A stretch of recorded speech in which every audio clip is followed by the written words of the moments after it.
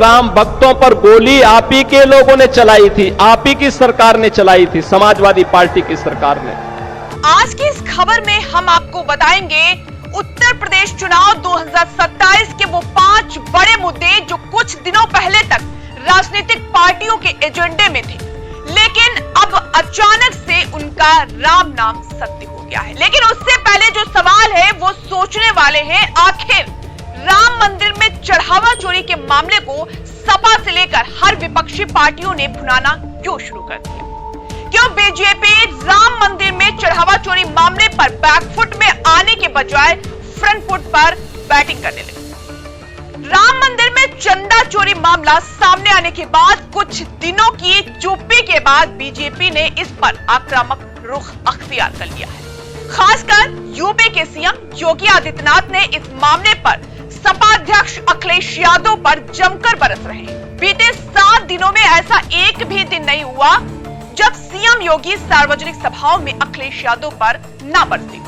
इसी तरह अखिलेश यादव भी अपनी हर सभा में अयोध्या में चंदा चोरी मामले को उछालकर नए राजनीतिक मोड़ दे रहे हैं। ऐसे में बीते 9 से 10 सालों से विपक्ष ने जो सीएम योगी के खिलाफ नैरेटिव सेट किया था, बुलडोजर, एनकाउंटर, भ्रष्टाचार और नौकरी का, उन मुद्दों का अब राम नाम सत्य हो गया है। जनता के मूड को बदलने के लिए विपक्ष के पास ये बड़े मुद्दे थे 2027 के लिए, लेकिन अब उससे भी बड़ा विपक्ष को मुद्दा मिल गया है, वो है राम मंदिर में चंदा चोरी।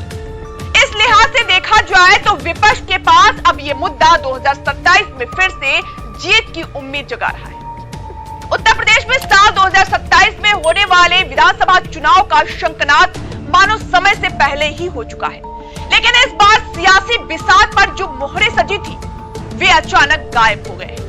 कुछ दिनों पहले तक समाजवादी पार्टी हो या कांग्रेस पार्टी हो या फिर सत्ताधारी भारतीय जनता पार्टी जिन मुद्दों को लेकर जनता के बीच जाने की तैयारी कर रही थी, अयोध्या के राम मंदिर में सामने आए चढ़ावा चोरी के सनसनीखेज मामले ने उन सभी मुद्दों का राम नाम सत्य कर दिया है। इस एक घटना ने यूपी की राजनीति की पूरी धुरी को बदल कर रख दिया है और अब मुकाबला पूरी तरह से धार्मिक अस्मिता और उसमें कथित भ्रष्टाचार की नूरा कुश्ती पर आकर टिक गया है।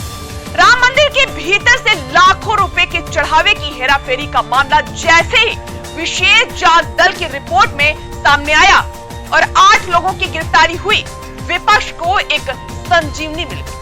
अखिलेश यादव ने इसे सीधे करोड़ों हिंदुओं की आस्था के साथ खिलवाड़ बताते हुए चंदा चोरी के मुद्दों को लपक लिया। इसके जवाब में सीएम योगी आदित्यनाथ और भाजपा भी बैकफुट पर जाने के बजाय फ्रंट फुट पर आकर बैटिंग करने लगे। बीते 7 दिनों के बयानों को देखें तो ऐसा एक भी दिन नहीं गुजरा जब मुख्यमंत्री ने रामलला, वाराणसी के शिव कॉरिडोर और मुलायम सिंह यादव के दौर की याद न दिलाई।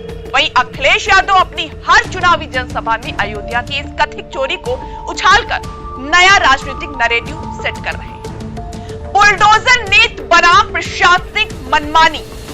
भाजपा जहां इसे लॉ एंड ऑर्डर का प्रतीक मानती थी, वहीं सपा इसे एक तरफा कार्रवाई बनाकर बड़ा मुद्दा बना रही है। दूसरा, एनकाउंटर राज।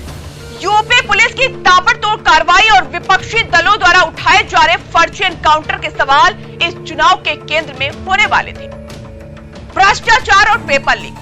युवाओं और बेरोजगारों से जुड़ा यह मुद्दा विपक्ष का सबसे बड़ा हथियार था, जो अब थोड़ा धीमा पड़ता दिख रहा है। वहीं चौथे मुद्दे की अगर बात करें तो वो है जातीय जनगणना और पीटीए।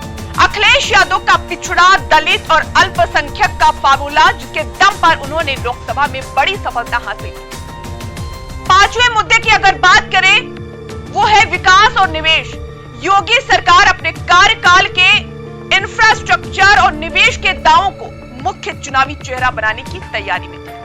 अयोध्या मामले के बाद राजनीति इस कदर गरमाई है कि सीएम योगी ने हाथरस की जनसभा में अखिलेश यादव को सीधे चुनौती दे डाली कि अगर वे सच में धर्मनिष्ठ हैं तो मथुरा में श्री कृष्ण जन्मभूमि की मुक्ति के आंदोलन का खुलकर समर्थन करें। योगी आदित्यनाथ ने सपा के इतिहास पर हमला बोलते हुए कहा कि जिन लोगों ने राम भक्तों पर गोलियां चलाई वे आज अयोध्या को धार्मिक नगरी बनाने का ढोंग रच रहे हैं। सुनिए बयान। मैं कल समाजवादी पार्टी के अध्यक्ष श्री अखिलेश यादव जी का एक बयान पढ़ रहा था। वो कह रहे थे कि उनकी सरकार आएगी तो अयोध्या को धार्मिक नगरी बनाएगी। अरे आप क्या धार्मिक नगरी बनाएंगे? आपने तो अपना इतिहास देखे, राम भक्तों पर गोली आप ही के लोगों ने चलाई थी, आप ही की सरकार ने चलाई थी, समाजवादी पार्टी की सरकार ने।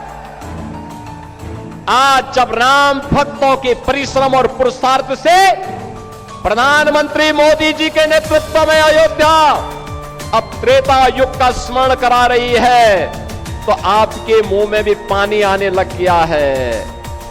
अरे भूल जाओ, आपने तो थानों में और जेलों में कृष्ण जन्माष्टमी के आयोजन को भी रोक दिया था, कांवड़ यात्रा पे प्रतिबंध लगा दिया था। जो आज जब हमारे जनप्रतिनिधि कह रहे थे ना कि हाथरस में 22 से ज्यादा मंदिरों का सुंदरीकरण हुआ, क्या यह समाजवादी पार्टी के समय में संभव था? क्या उनके समय में नहीं था, क्योंकि उस समय यह पैसा कब्रिस्तान की बाउंड्री वाल के लिए जाता था और वही तो हमने मंदिरों की तरफ डाइवर्ट किया है। अब इसके जवाब में अखिलेश यादव ने भी साफ कर दिया है कि उनकी सरकार आने पर वे अयोध्या को विश्व की सबसे पवित्र और अनुपम आध्यात्मिक नगरी के रूप में विकसित करेंगे, जहां भ्रष्टाचार की कोई जगह नहीं होगी। विपक्ष अब इस चोरी को सरकार के प्रशासनिक विफलता और आस्था के व्यापार के रूप में पेश कर रहा है। सियासी जानकारों का मानना है कि उत्तर प्रदेश में जब भी चुनाव आते हैं तो भावनाएं हमेशा आर्थिक और सामाजिक मुद्दों पर भारी पड़ जाती हैं। वर्तमान में राम मंदिर में चढ़ावा चोरी के मामले में दोनों ही खेमों को अपनी अपनी तरह से फायदा उठाने का मौका दे दिया है।